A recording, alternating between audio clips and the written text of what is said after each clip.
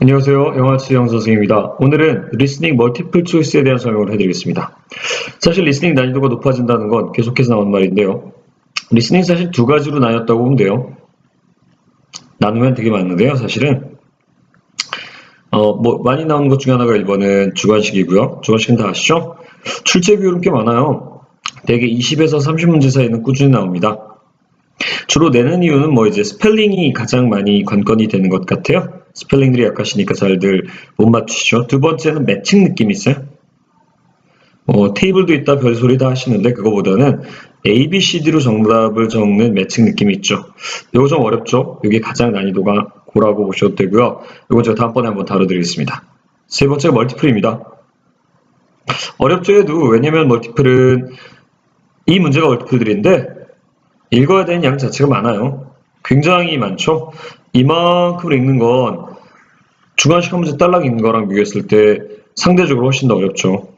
그 다음에 이만큼의 문제가 나오려면 당연히 기본적으로는 여러분들 들어야 되는 패러그래프의 양도 클 거예요. 본문에서 읽어주는 양도. 적어도 문제보다 길 거 아니에요.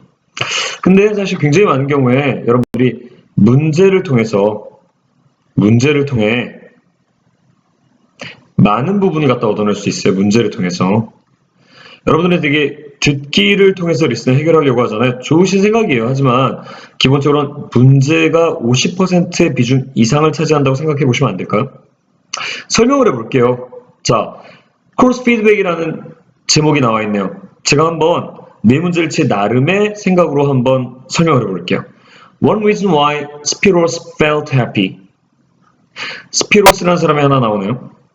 스피로스라는 사람이 행복함을 느꼈던 한 가지 이유래요. About his marketing presentation. 마케팅 프레젠테이션 같은 거에서 마케팅 프레젠테이션이 위치키가 될까요, 스피로스랑? 스피로스는 어떤 의미냐면 남자일 거예요, 들어보면.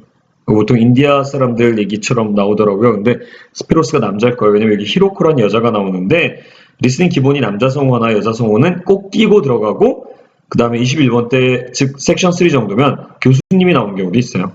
그래서 남자 둘에 여자 하나나 여자 둘에 남자 하나의 조합인데 그러면 여기는 스피로스와 히로코라는 느낌을 봤을 때 각각 얘네들은 학생인 것 같죠? 얘도 프레젠테이션 안 내고 그러면 지금은 하나는 남자고 하나는 여자인 거죠. 히로코는 우리가 일본인데 여자로 알고 있는 게 맞죠?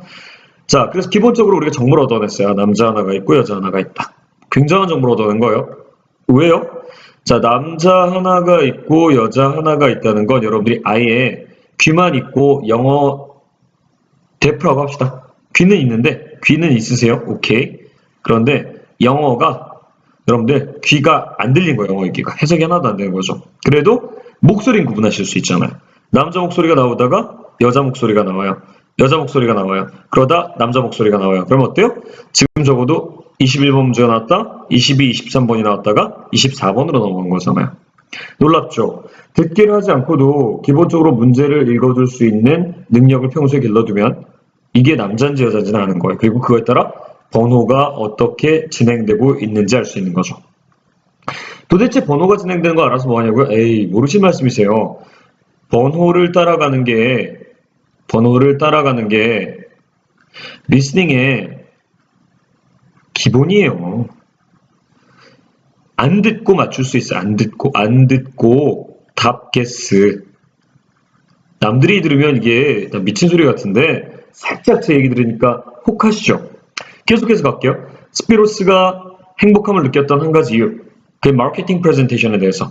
여러분 마케팅 같은 우리나라로 그렇게 부르는 말들은 들릴 거라고요. 그래서 21번이 남자 목소리면 마케팅이 나올 때 진행되고 있는 거죠. Was that daddy였다. He was not nervous. 왜 행복했냐면 not nervous에서. 부정적인 느낌이 지금 핵심인 거죠. 두렵지 않아서. His style was good. 그의 스타일이 되게 좋았대요. 그러니까 남들이 보기 제 프레젠테이션 너무 잘한다 이런 거죠. 스타일 좋아. 남자다워. 뭐 이런 거죠. 프로페셔널해 이런 거죠. The presentation was the best. 최고였다. In his group. 그의 그룹에서. BC로 묶이는 거죠. 갑자기 무슨 소리예요? 이 두 개는 다 프레젠테이션 스킬 관련된 얘기 아니에요? 근데 얘는 지금 어때요? 개인 감정 얘기잖아요.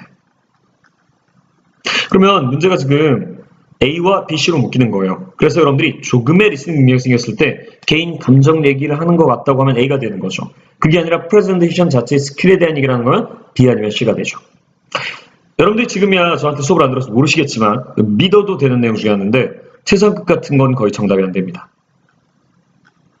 이렇게 자기 자신의 자랑을 갖다가 심하게 하는 내가 최고야 이런 것들은 객관적 판정이 안 되는 거여서 보통 잘 얘기를 안 해요. IELTS에서는 객관적이 아니라 최상급의 주관적이죠. 주관적 감각의 최고죠. 이런 건 정답 안 됩니다.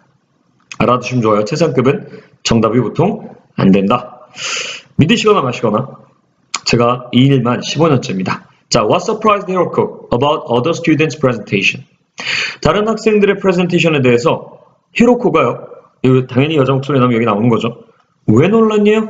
놀란 이유를 듣는 거죠. 이 두 개가 핵심이에요. A. Their presentations were not interesting. 아우, 재미가 없었대요. They found their presentations stressful. 감정이네요. 걔네가 프레젠테이션 하는 걸 스트레스풀하다고 느꼈대요. C번요. They didn't look at the audience enough. didn't look at the audience. 오디언스 갖다가 보지 않았대요. B는 오답이죠.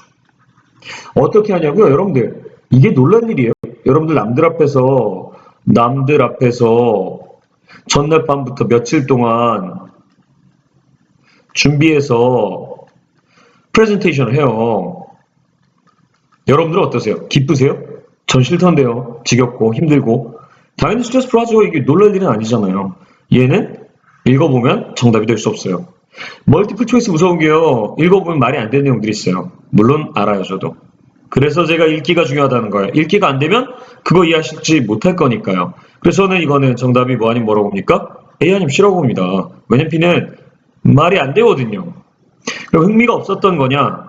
아니면 오디언스와 즉 듣는 사람들을 갖다가 충분히 아이 컨택을 하지 않았냐? 둘 중에 하나요. 감정으로 들리냐?